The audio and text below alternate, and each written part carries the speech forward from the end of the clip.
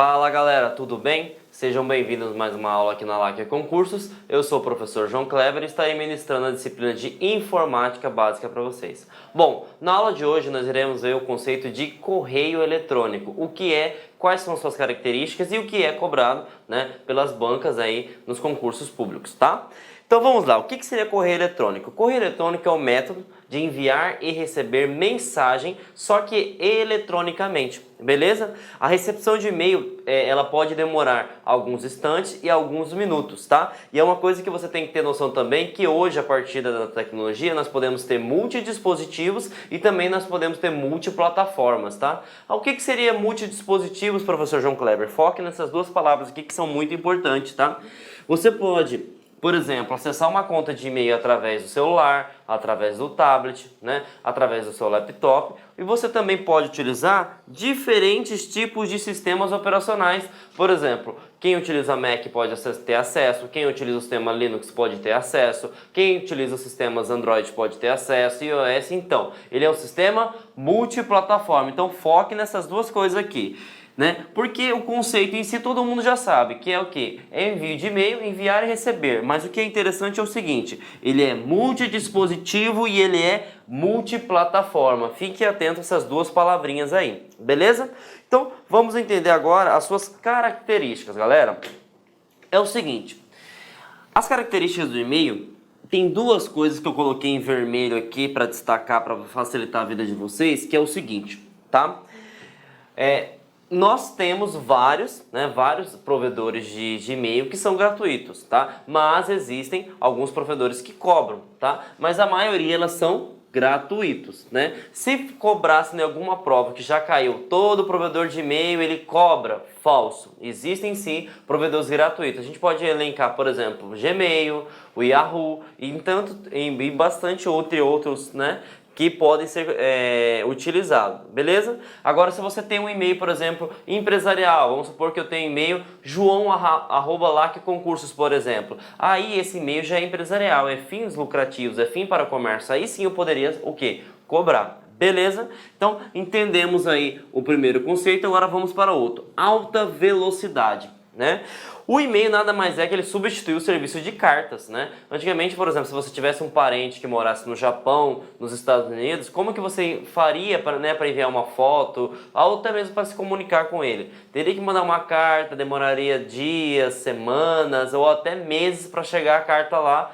para depois ele reenviar, ou responder a tua carta, falando o que aconteceu. E isso hoje, nós vemos a era da informação, nós precisamos de tudo para ontem. Então o que acontece? O e-mail ele permite que você tenha uma alta velocidade, tá? O que eu quero que vocês foquem aqui? Não instantâneo, tá? Isso já caiu em concursos, principalmente da banca CESP, tá? Que eles cobram que o e-mail é algo instantâneo. Gente, o que é instantâneo? É em tempo real. Tá? Você acabou de enviar, a pessoa recebe na hora, tá? Eu sei que muitas vezes você envia um e-mail, rapidamente a pessoa consegue receber, e já te responde. Só que isso pode demorar alguns instantes e alguns minutos. Em tempo real não demora nada. Um exemplo de comunicador instantâneo, por exemplo, seria o WhatsApp, Você envia na hora e chega na hora, diferentemente do e-mail. Então fiquem atentos aí, que o e-mail ele não é instantâneo, tá? Quem é instantâneo são o quê? Os comunicadores instantâneos. O e-mail é um correio eletrônico, tá? Foca na palavra, ele pode demorar alguns instantes e até minutos, por favor, beleza? E também ele serve para a gente transferir arquivos, envio de fotos, imagens, etc. Beleza? Claro que tem que ver se o seu provedor, aceita uma quantidade X de armazenamento, tá? Beleza? Então, entendemos que ele pode ser gratuito, Que algumas bancas falam que os correios eletrônicos, os provedores, eles têm que cobrar. Falso, Eles possuem alta velocidade, só que ele não é o que? Em tempo real, ele não é instantâneo, tá? E também ele permite a transferência de arquivos, beleza? E aí vamos entender como que é feita a composição, de um correio eletrônico. Vamos pegar aqui primeiro um macete. A estrutura, de um e-mail, um endereço de um correio eletrônico é duas coisas, a caixa postal e o domínio, Para quem não sabe, a gente viu na aula de navegação, na aula de internet, que é o seguinte, o domínio nada mais é que um endereço na internet, né? E o que acontece? Vamos pegar o meu e-mail, profjoãokleber@gmail.com. Então, até aqui eu fiz até uma separação para ficar fácil para vocês entenderem, é o nome da minha caixa postal, tá? Uma coisa importante, o meu nome é João Kleber, tá? Mas eu poderia muito bem colocar, por exemplo, Prof. Zé, Prof. Joaquim, porque a caixa postal não é obrigatoriamente necessário que seja o nome ou faça referência ao dono da caixa postal. Foi o exemplo que nem eu dei de domínios para vocês, né? O Banco do Brasil é uma empresa, mas o domínio dele é BB. Então, não necessariamente a caixa postal tem que ter o mesmo nome ou alguma referência ao dono da caixa postal. Então, fiquem atentos, beleza? E aqui, depois do arroba, o Gmail seria o quê? O meu provedor de serviço, o meu dono do meu serviço, que seria Gmail. Mas eu poderia, por exemplo, estar aqui, @lacconcursos. Quem que seria o domínio? Lacconcurso. E aqui .com significa o tipo de domínio. .com a gente sabe que ele é o quê? Comercial. Então, fiquem atentos. Quando a gente compõe, né, um endereço de e-mail eletrônico, né, ele é composto pela caixa postal e ele é composto pelo seu tipo de domínio. Lembrando, a sua caixa postal não necessariamente, né, precisa constar, né, ou ser constituído pelo nome ou a referência à pessoa ou à empresa em si. Pode ser muito bem um outro nome qualquer. Beleza? Então entendemos aí como é composto e agora a gente vai falar de uma coisa que cai muito em concurso público, tá? É o seguinte, correio eletrônico, ele é dividido em duas categorias, galera. Ele é dividido em web-mail e ele é dividido em cliente e-mail, tá? O que seria isso, professor João Kleber? É o seguinte, para que a gente consiga ter acesso ao webmail, necessariamente eu preciso de um dispositivo, até porque nós falamos que ele é multidispositivo, independente se for tablet, celular, computador, e nós precisamos ter acesso de algo chamado internet. Tá? Sem a internet você não consegue fazer nada, beleza? Quando a gente se trata de webmail, beleza? Então ele é uma ferramenta online, tá? Então eu preciso da internet. Aí a gente pode citar vários exemplos, né? Gmail, Hotmail, Yahoo, né? Entre outros. E aí tem um outro tipo de correio eletrônico que a gente chama de cliente de e-mail, né? E aí esse cliente de e-mail, eu quero que vocês foquem numa palavrinha aí. Programas. Professor, como assim programas? Existe um aplicativo dedicado para gerenciar esse seu correio eletrônico. Então aqui não existe um aplicativo, simplesmente você vai abrir o domínio, né? Gmail, Yahoo, e você vai colocar a conta que você tem, se a senha estiver correta com o seu login, você vai ter acesso ao seu correio eletrônico, né? E aí quem é responsável por fazer todo esse gerenciamento em si, né, seria o que? O próprio provedor de serviços. Aqui não. Aqui nós temos ferramentas, né, dedicadas para fazer esse tipo de gerenciamento, né? E aí existem várias ferramentas que eu vou citar mais na frente, mas os principais que a gente precisa estudar é o Mozilla Thunderbird e o Outlook, né? O Outlook na versão mais atual mudou de nome, agora virou só Windows Mail, né? Na versão Windows 10. Mas cobra-se muito o Outlook 2013 e 2016 também, então a gente tem que ficar atento, beleza? Então, quando eu tenho um cliente de e-mail, eu tenho um programa dedicado para gerenciar o correio eletrônico, beleza? E aí eu coloquei outra palavrinha-chave aqui, ó, intranet. Por que eu coloquei uma palavrinha-chave que é intranet? É o seguinte, galera, quando nós utilizamos esses tipos de aplicativos, né, ele vai ficar alocado na sua máquina física. De certa forma, é como se você pegasse o servidor, né, aonde está hospedado, no Gmail, enfim, e colocasse aqui dentro da sua máquina em si. Então, os seus e-mails, eles ficam alocados aonde? Dentro da sua máquina. Então, pode ocorrer, né, se você tiver com falta de internet, você consegue consultar os seus e-mails, o que você enviou, o que você recebeu. Você não consegue mandar algo, ou você não consegue receber algo que está sendo enviado agora. Por quê? Porque você precisa de internet, né? Agora aqui, ó, aqui você não consegue, né? E já caiu em prova de concurso perguntando isso. Webmail, Se não tiver internet, eu consigo ter acesso a alguma ou qualquer tipo de informação? Jamais. Porque para eu conseguir navegar o provedor, eu preciso de internet. Aqui não. Quando nós tivemos o cliente de e-mail, um software dedicado, nós utilizamos, por exemplo, a intranet, né, que nós vimos que ser uma rede específica da empresa.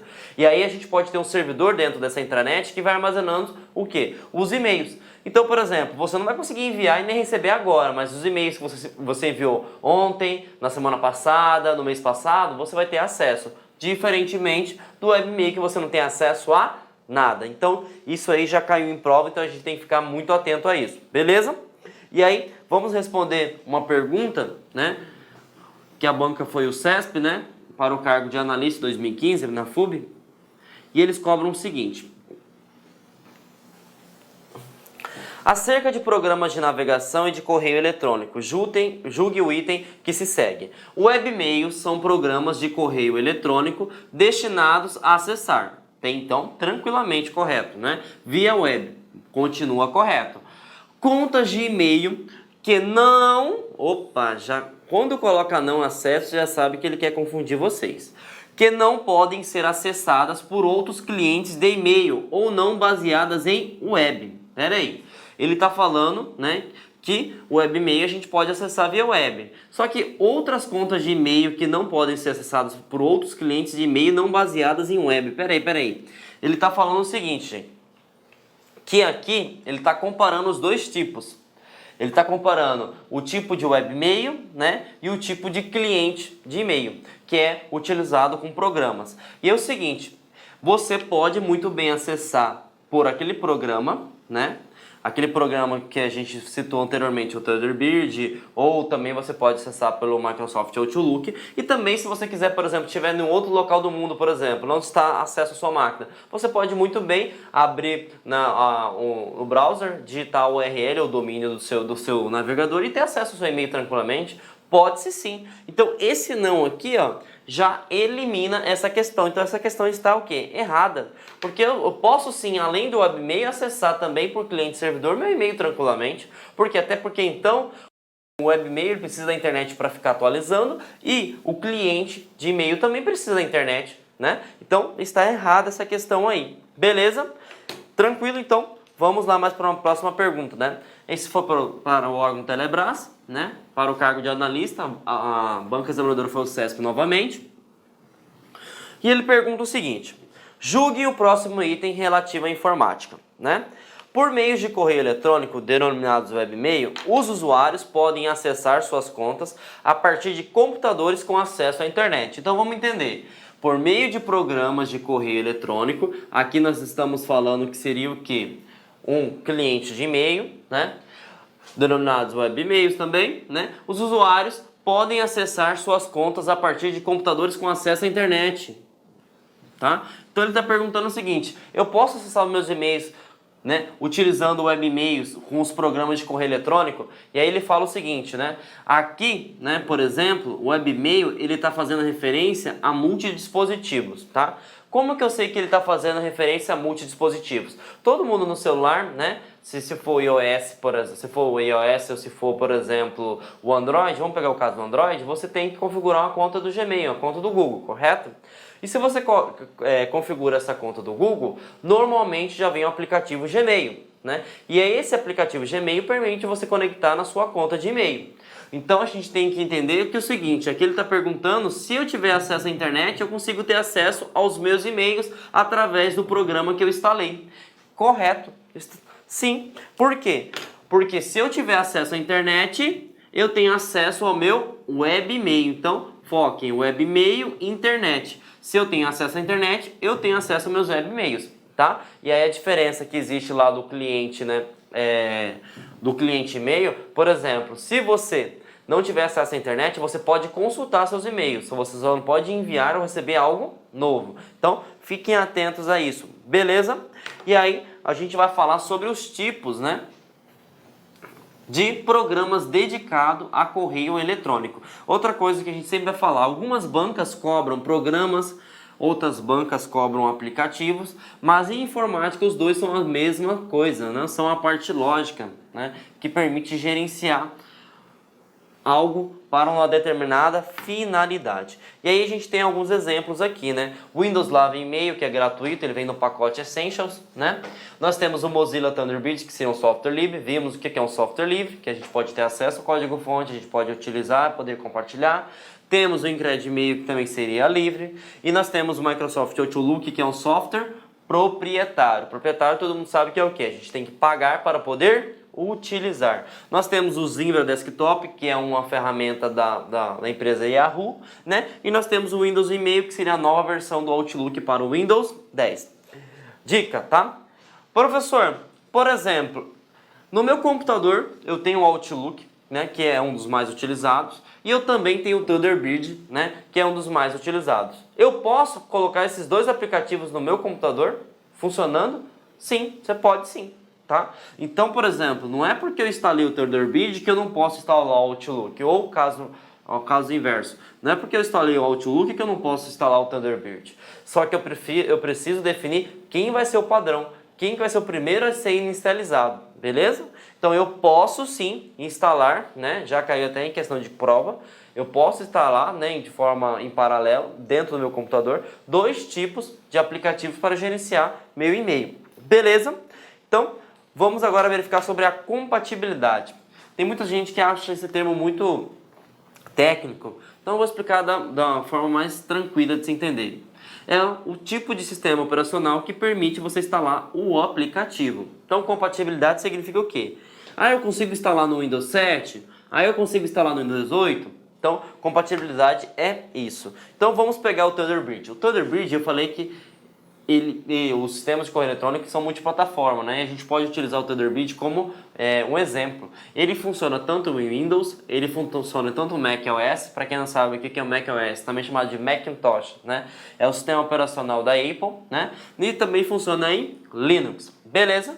E lembrando que ele é livre. O Microsoft Outlook 2013, né, que está sendo muito cobrado em concurso público, ele é proprietário, você tem que pagar para utilizar, e ele funciona somente na ferramenta, né, ou na família Windows, desde o Windows 7 até o Windows 8.1, e aí esses dois aqui não caem em concurso para a área de vocês, né, porque isso aqui seria mais algo técnico, então cai o que? O Windows 7, 8, 8.1, beleza? E também nós vamos falar na aula de hoje sobre o Outlook 2016, que também é um software proprietário, e ele pega todos esses requisitos, então ele funciona tanto no Windows 8, Windows 7, Windows 8, 8.1 e funciona também para macOS, iOS e Android e para Windows 10. Então, a nova versão da família da Microsoft Office, que seria o Outlook 2016, ele tem a questão da compatibilidade não só com todos os sistemas disponíveis da família Windows, mas ele funciona também para macOS, para iOS, que seria o sistema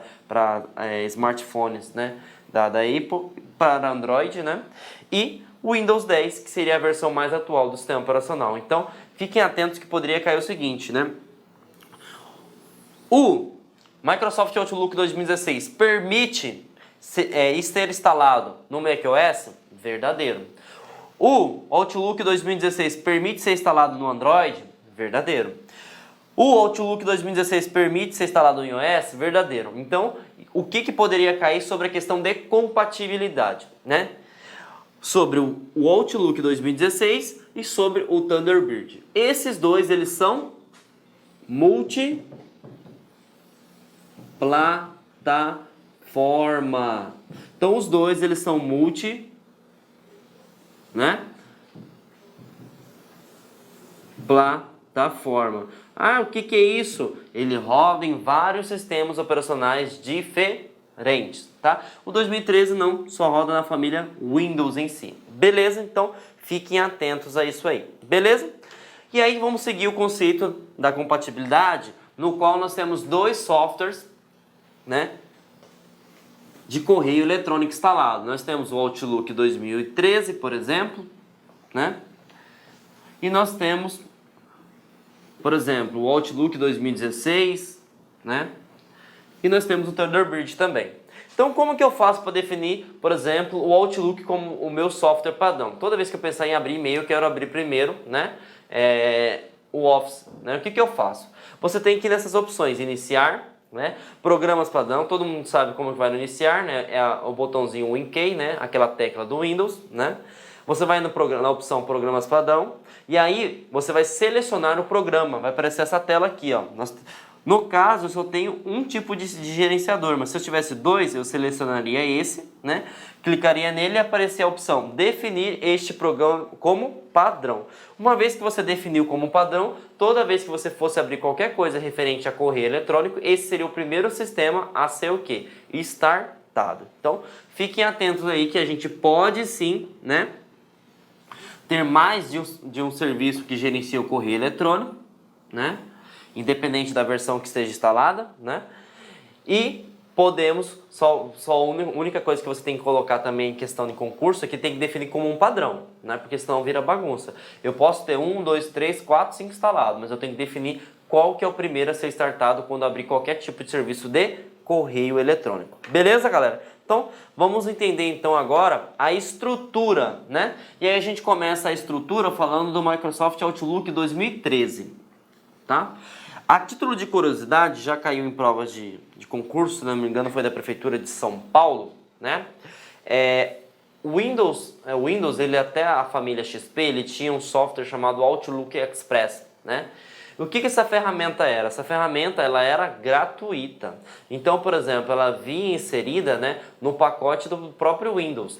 Tá? A partir do Windows 7, nós temos somente a família do Office, que vem o Outlook 2007, nós temos o Outlook 2010 e os mais cobrados 2013 e 2016 agora, que é o mais atual. Então, por exemplo, a fim de curiosidade, né, o Outlook Express ele deixou de ser implementado no Windows a partir do Windows 7. Então, fiquem atentos com isso. Beleza? Então, essa aqui é a tela do Outlook 2013, né? E aqui a gente vai verificar mais na frente que tem, assim como o Windows Explorer, que é o gerenciador de pastas e arquivos do Windows, o seu menu em si fica do lado esquerdo. Beleza? Agora eu vou mostrar para vocês algumas coisas interessantes do Outlook 2013, se comparado, né, ao 2010. Primeiro, o que mudou do Outlook 2013, né, que eu preciso saber que cai em concurso público para o Outlook 2010?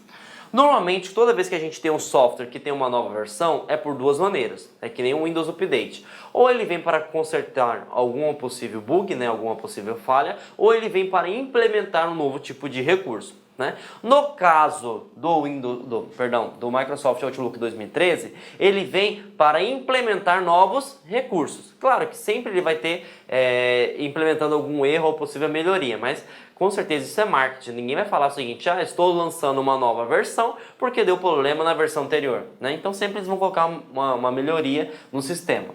E aí tem duas coisas que eu quero que vocês foquem, que caem em concurso. Primeiro é a apresentação, tá?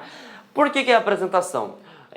O Outlook 2010, né, primeiro que todo mundo já percebe, eu vou até retornar a página para vocês, é a questão da visualização, que ela é uma cor mais clara, uma cor mais tranquila de ser trabalhado.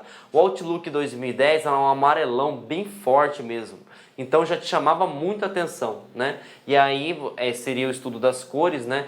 Tem uma cor muito forte e que pode fazer o usuário perder, né, a noção de algumas funcionalidades básicas. Então a primeira coisa que foi mudado para o Outlook 2013 foi a questão da aparência. Ele é mais limpo, né? Ele ajuda você a se concentrar mais porque as cores são claras, não são transparentes, né? E aí a segunda coisa que eu quero que vocês foquem, que pode cair e pode ser cobrado numa banca, é essa questão de visualização da mensagem. Antigamente, né, no Outlook 2010, você só permitiria ver quem mandou o e-mail para você, né, e o título do e-mail em si, a data, né? A partir de 2013 foi implementada essa funcionalidade que é sensacional, que é o que? Você consegue visualizar o corpo do e-mail.